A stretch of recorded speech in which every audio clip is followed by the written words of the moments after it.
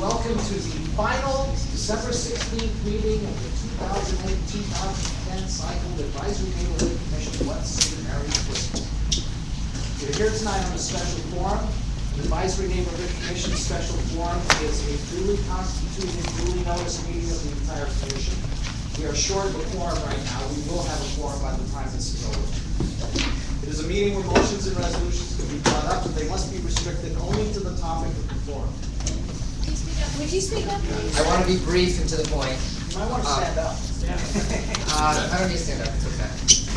But without your support here today, this project really doesn't go forward. The only way that it's truly financeable is with some sort of government subsidy, similar to all hotel projects that have been built for the last 30 years in Washington, D.C. This isn't something that's that practical. And well, hello everybody. It's very impressive that so many people have come out on this wintry night for this session tonight, and I congratulate all of you for your interest, because this is a very important meeting. This meeting, and hopefully the action by the Advisory Neighborhood Commission, which will be part of this meeting, will in significant part determine the fate of this abatement and the legislation that is its vehicle. But insofar as next Tuesday, I pretty much can assure you, and this is not crystal ball gazing, this is some fairly careful analysis, that the votes are not there. So, this is a very important meeting, and I'm glad everybody is here.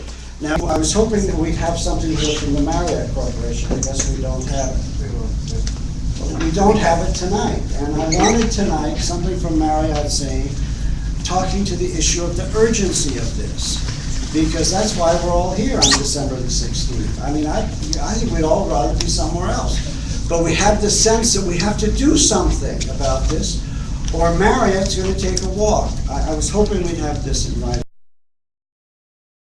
I tell you, the most frequent thing that I hear as your council member, as I go throughout this ward, is, council member, can you get me a job?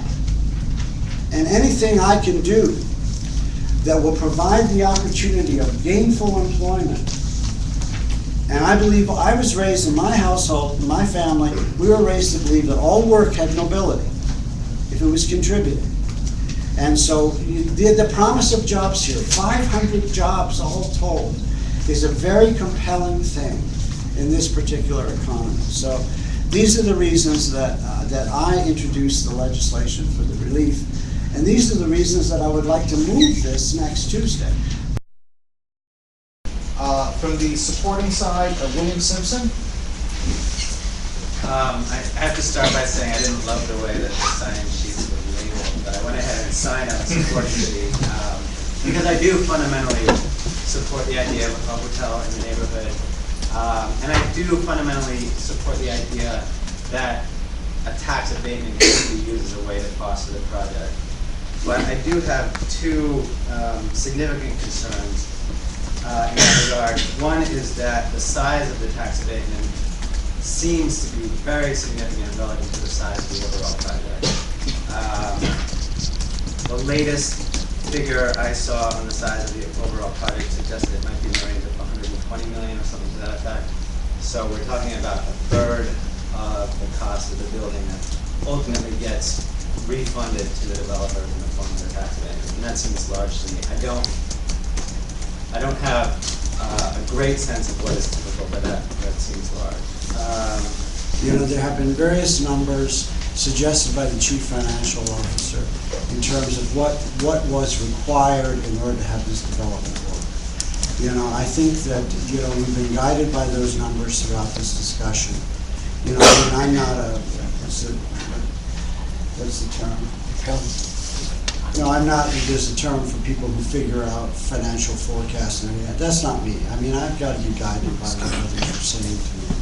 And so I think what we end up with, the $46 million, could we discuss lowering it? Could we discuss that type of approach? I think we probably could.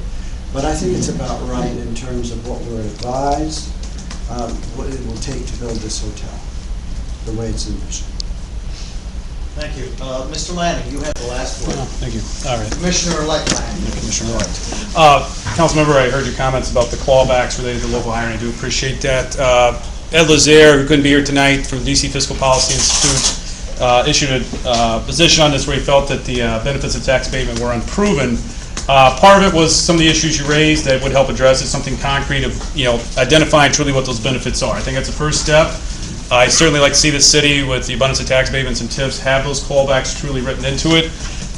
Really, I guess my question is, listening to the discussion, I appreciate the small business owners who live in the community have come here.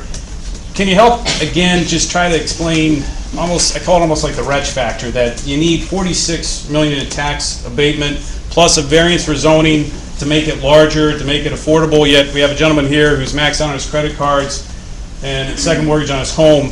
Can you make the numbers work? Can you, again, try to explain to us why he has to endure that much risk and yet with no relief from the city, yet $100 million, you see where I'm going here. I mean, this is, this looks like big business. Just clarify, my credit cards are maxed too. I was hoping you were going to buy a Burger later. Yeah, exactly. Can you elaborate on that, Brian? Just, why a small business, is expected to survive on a shoestring and with no relief from the city, and why the numbers, you have to need all this for the numbers to work, the variance plus the tax relief, tax abatement. That's fine. It's just a matter of financing.